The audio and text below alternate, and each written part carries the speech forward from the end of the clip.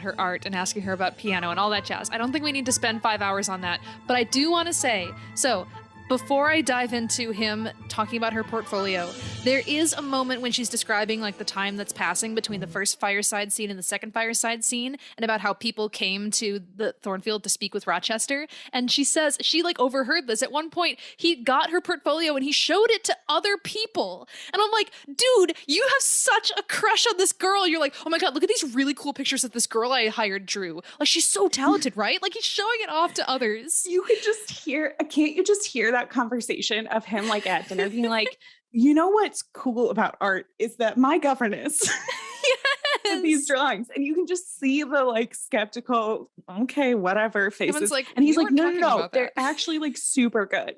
And then no one believes him. And he's like, no, I'm going to have them brought. Somebody go get Miss Eyre's pictures. You guys have got to see these. It's so cute. I love it so much. The thing that I want to say, because I feel like I've spent so much time discussing like the importance of art for me personally and all this jazz. But what I love about the attention that Rochester pays when he's looking over her paintings and talking with her about them is that it shows us that he has spent some time like studying art, like he understands technique and he knows what a quote unquote good piece of art is versus something that doesn't have skill or talent. And so I love that he's not just simply looking at these images at face value and seeing the aesthetic appeal. He's also noting the technique that must have been used and the study that went into the process. And he wonders about the story behind the images. So that like there's a level of curiosity and depth that me myself as an artist hopes that people would have when they look at an image, not just be like, oh, it's pretty. And you're like, pretty? That's all you have to say? I spent 20 hours on this and you just think it's pretty? And he's like, no, how did you learn to do the wind? I'm like, oh my God, let me tell you.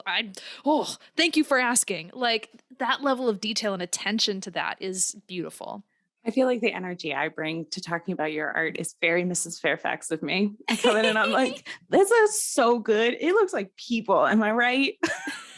No worries, dude. I've learned like with Sam too. I'm like, okay, I legit like I spell it out now. I'm like, if I'm actually looking for a critique or a serious conversation, I'm like, all right, serious time. Like, let's put on our thinking hats and just lay it all out. But anyway. That's adorable. Yeah, I absolutely love it. I love how he immediately he's testing her, but he's testing her because he wants somebody to talk to.